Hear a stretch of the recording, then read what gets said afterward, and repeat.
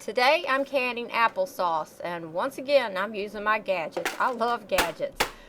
This one is called a Vidalia Slice It, and it comes with a blade for chopping apples into pieces, and there's also a blade for slicing thinly and then another blade for slicing thickly. It really works well. I wash the apples, then I slice them into sections. Then I remove the stems and the little bloom ends off of the apples. And then I put them in a pot that I had some water with some fruit fresh mixed into it to keep them from browning. Then I dump that water out, rinse the apples, and put them back into the pot and added enough water to cover the apples. The apples are floating, so there's enough water there to cover them. I cooked the apples until they were tender, and then I drained them. I put the apples in the hopper of my Victorio food strainer, and then using that plunger, you just lightly push the apples through and turn the crank, and then out comes the applesauce. The applesauce comes out of the chute in the front, and the peels and any little unwanted bits come out of that chute on the left. It does a real nice job. Here's what the waste looks like that came out of the machine. As you can see, there's practically no waste at all. You could run it through a second time and maybe get a little more out of it, but I'm not going to bother with that. And here's what the applesauce looks like. As you can see, it's perfection.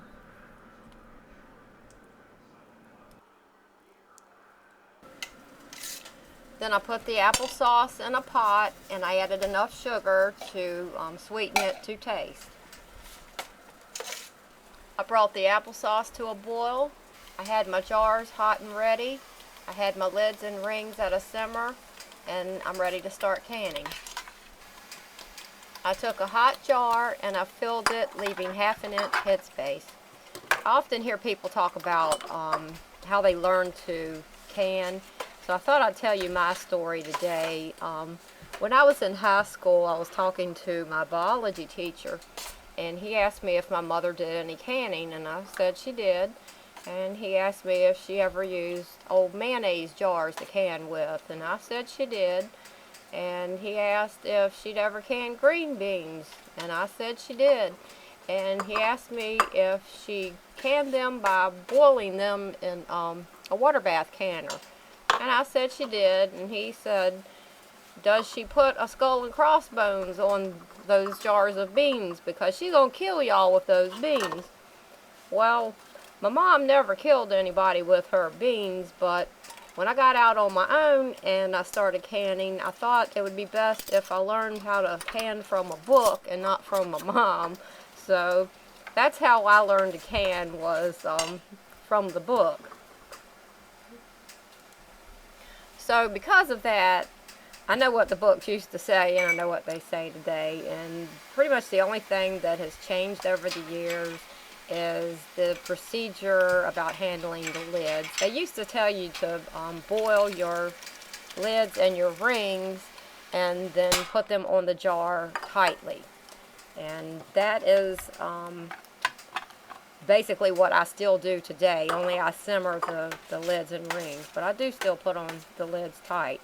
And I heard something interesting a few days ago. I was watching a video which was made by Bernardin, who is the owner of the Ball Canning Company, and the man said that the reason they no longer say to boil the lids and rings is because they found that the boiling action would tend to scratch the enamel on the bottom sides of the lids. And that's the first time I had heard that.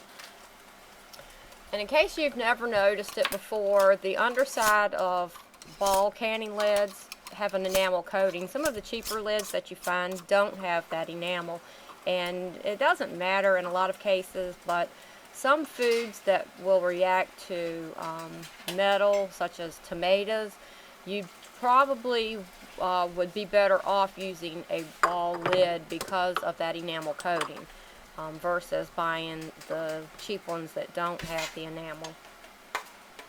So anyways, I filled the jars, leaving 1/2 inch headspace.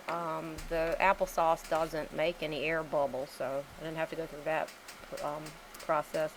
And then I wiped the rim of the jar, put the hot lid and ring on, tightened it, and then set it in the canner to stay warm until I had all of my jars full. Another thing that I do when I'm canning, which seems to be a relic of the past, is I can one jar at a time.